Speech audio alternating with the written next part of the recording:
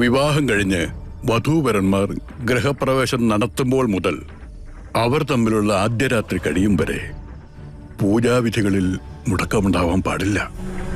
സമ്മതം. മനസ്സുരുകിയുള്ള പ്രാർത്ഥന, ഓരോ ചുവടുകളിലും ഉള്ള ശ്രദ്ധ, കൈവിടാതെയുള്ള ഭക്തി, ഇതൊക്കെയാണ് വേണ്ടത്. ചോദിക്കുന്നത് പേടികൊണ്ടാണ്. ഈ പറയുന്നതൊക്കെ പാലിച്ചു കഴിഞ്ഞാ ഫലം നിശ്ചയം.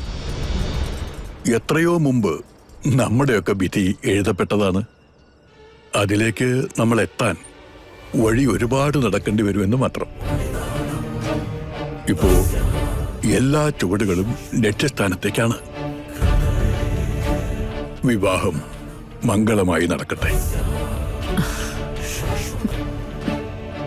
ജഗദീശ്വര രക്ഷിക്കണേ.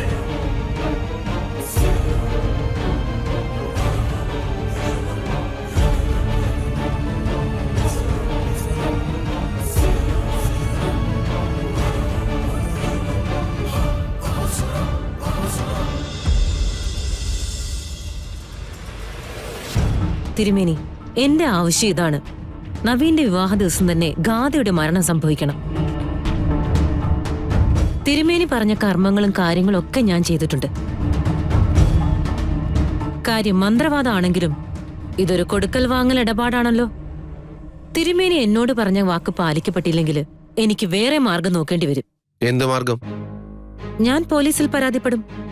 അതിനുള്ള വകുപ്പുണ്ടല്ലോ. തിരുമേനി പത്രത്തിലും ടിവിയിലൊക്കെ കാണാറില്ലേ വ്യാജ മന്ത്രവാദികളെ കുറിച്ച്? എന്താ നിങ്ങൾ ഈ പറയുന്നത്?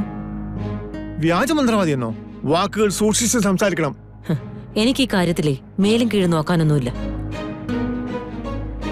എന്റെ മോളുടെ ആഗ്രഹത്തിനപ്പുറം എനിക്ക് വേറൊന്നുമില്ല. തിരുമേനിക്ക് സഹായിക്കാൻ പറ്റുവാണെങ്കിൽ സഹായിക്കും.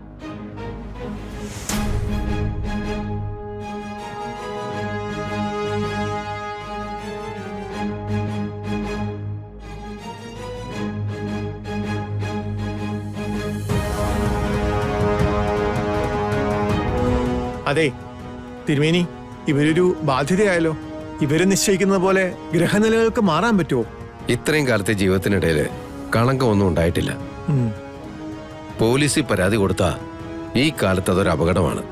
പക്ഷേ എന്താ ചെയ്യാ? അല്ല, അങ്ങയുടെ ഗുരുനാഥന്റെ മുമ്പിൽ കാര്യം അവതരിപ്പിച്ചാലോ? കൊടിയ ക്രിയകളൊക്കെ അദ്ദേഹം ചെയ്യുന്നതല്ലേ? ആ ശരിയാ. ആ വിചാരത്തില് ശത്രുവിനെ മറികടക്കാൻ ആർക്കും ആവില്ല. അത് തന്നെയാണ് മാർഗം. ഓർമ്മപ്പെടുത്തിയത് നന്നായി.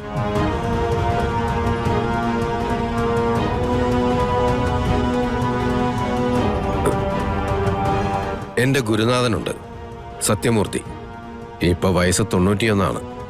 പ്രായാധിക്യം കർമ്മത്തെ ബാധിച്ചിട്ടില്ല. എല്ലാം കൃത്യം. ഞാൻ അദ്ദേഹത്തെ വരുത്താം. ഈ കർമ്മം അദ്ദേഹം ചെയ്യും. ഫലം ഉറപ്പാണല്ലോ അല്ലേ? ദൈവത്തെക്കാൾ നാം നമ്മുടെ ഗുരുവിനെ വിശ്വസിക്കുന്നു,